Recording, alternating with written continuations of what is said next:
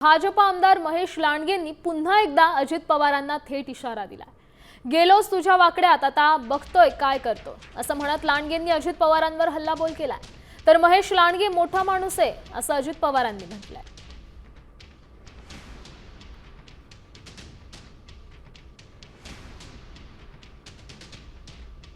तुम्हाला माहिती आहे मी कुणाच्या